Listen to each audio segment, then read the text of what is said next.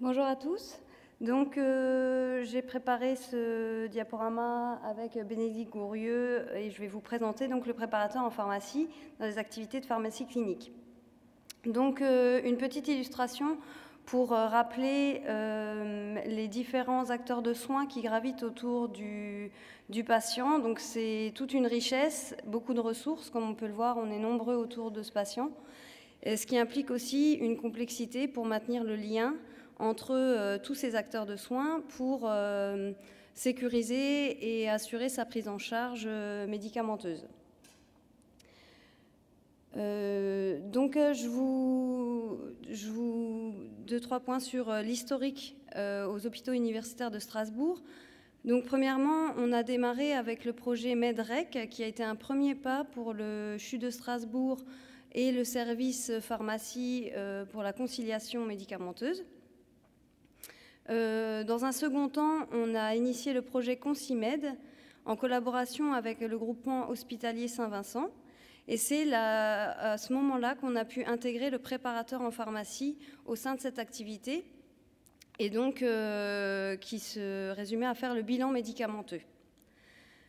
C'était un projet qui était soutenu par l'ARS Alsace et l'Omédite, qui a été très concluant pour nous, ce qui fait que plus récemment, on a pu intégrer le projet PREPS MEDREV, qui était initié par le CHU de Nîmes, auquel nous avons pu initier et intégrer aussi un préparateur en pharmacie. Donc, de mon point de vue, la plus-value du préparateur en pharmacie, elle résulte à plusieurs niveaux. C'est une plus-value parce qu'il collabore avec les pharmaciens sur toutes les activités de la pharmacie clinique aux US. C'est une plus-value également car il est en proximité permanente avec les équipes soignantes. De par ses missions qu'il occupe actuellement, il est au quotidien dans les services de soins, ce qui fait qu'il a développé un relationnel avec les équipes, principalement infirmières mais aussi médicales. Il connaît très bien l'organisation des services de soins. Et donc, on a une collaboration très proche. Une plus-value aussi par proximité avec le patient, de par les connaissances qu'il développe au niveau des médicaments et des bonnes pratiques d'utilisation, et aussi son écoute, de par sa formation initiale en officine, puis en hospitalier qu'il développe. Ces connaissances, on les développe en permanence pour les préparateurs en pharmacie. Il y a une formation continue, un accompagnement, et c'est aussi une plus-value pour le préparateur de développer toutes ces connaissances-là autour des médicaments.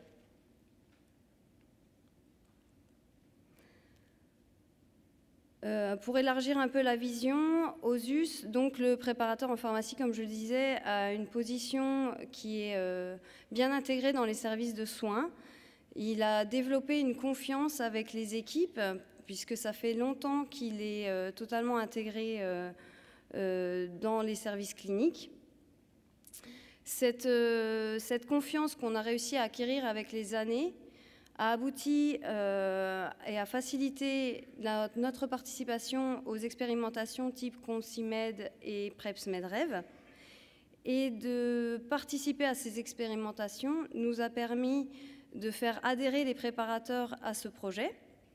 À travers le projet PREPS MEDREV auquel on a pu participer, ça a été un véritable challenge pour l'équipe et une grande satisfaction quand on a atteint l'objectif qu'on nous avait confié.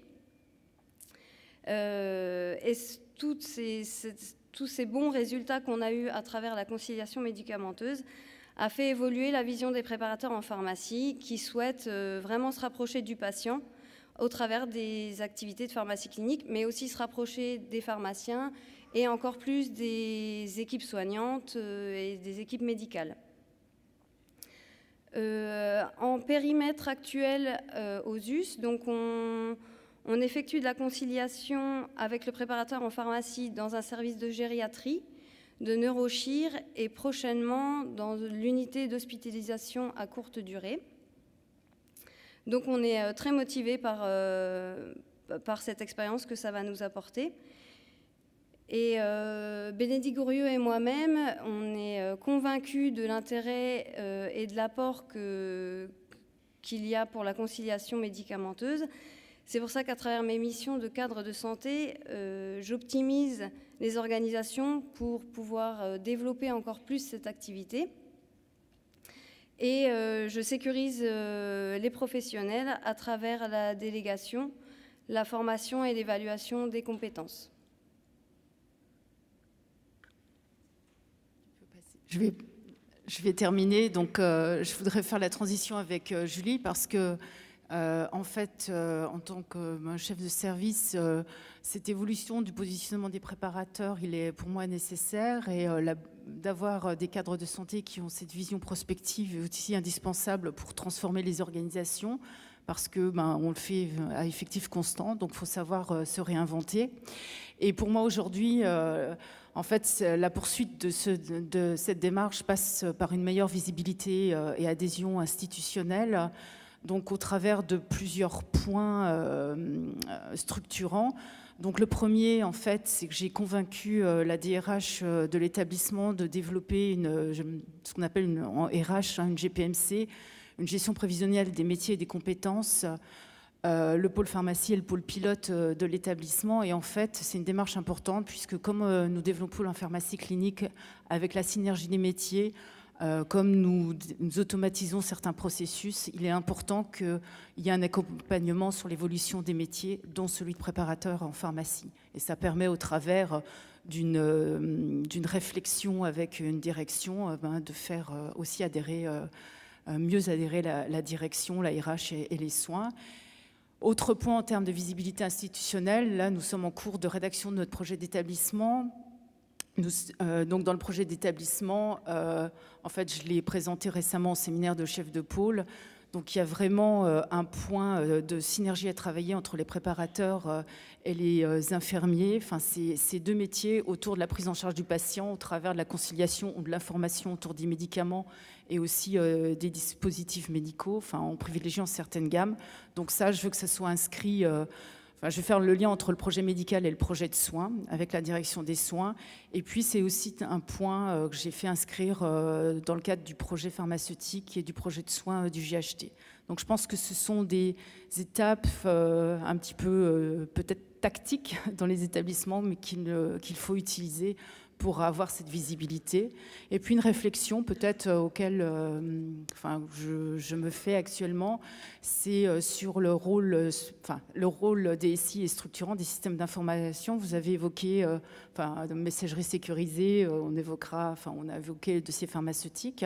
Moi, je me posais la question aussi de l'accès pour les préparateurs en pharmacie, alors bien au-delà des établissements de santé, même en ambulatoire, puisque si on implique les préparateurs, comme on implique, c'est même pas si, c'est pas une hypothèse, comme on implique les préparateurs dans ces activités, je crois qu'il faut aussi, ce sont des professionnels de santé qui ont des cartes professionnelles, donc il faut aussi un petit peu assouplir certains dispositifs.